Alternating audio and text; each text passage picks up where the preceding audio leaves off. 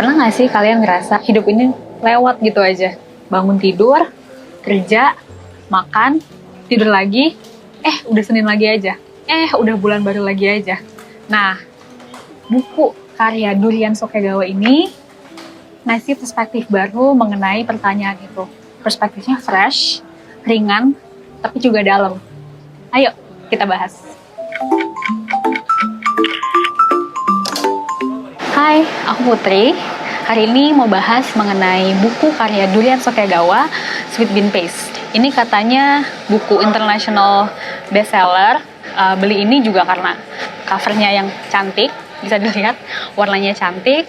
Dan sebagai pecinta dorayaki, Sweet Bean Paste ini sangat menarik ya buat dibaca. Judulnya Sweet Bean Paste, tapi ini bukan soal resep buku resep dessert ya.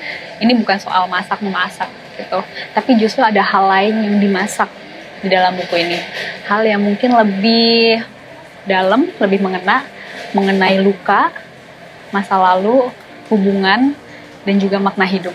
Buku ini nyeritain mengenai Sentaro, seorang pria yang membuka kedai dorayaki. Kedainya kios kecil.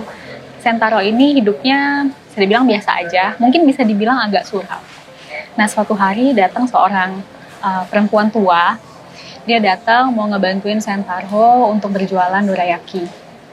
Nah, tapi perempuan tua ini atau yang bernama Tokue ini bukan nenek biasa. Tokue, tangan kirinya hanya bisa mengepal dan ada rahasia besar di baliknya. Dari luar ceritanya kayak sederhana banget ya, biasa banget gitu mengenai kios dorayaki. Simple banget kayaknya. Tapi semakin dibaca, itu semakin kelihatan lapisan-lapisan emosionalnya.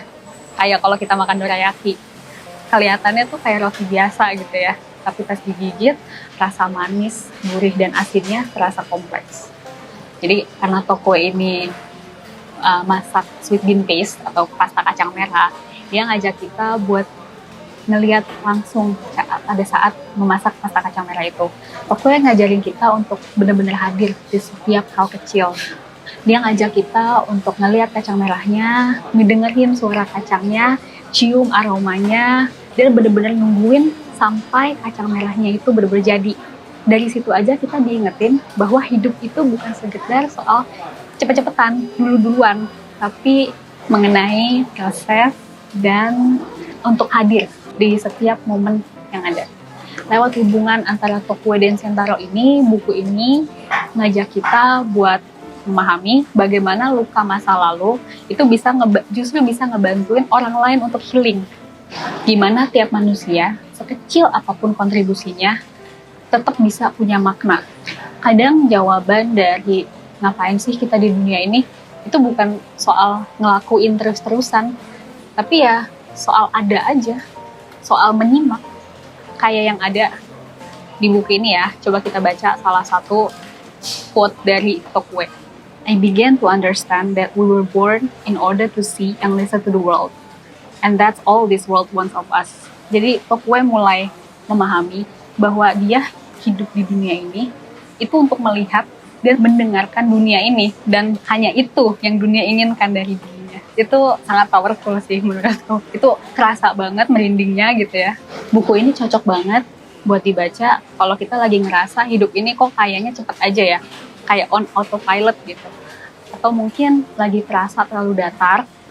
Jadi buku ini ngajak kita untuk slow down bentar, tenangin diri, dengerin sekitar, mungkin observasi sekitar kita, atau mungkin berdamai. Gak semua hal butuh solusi besar.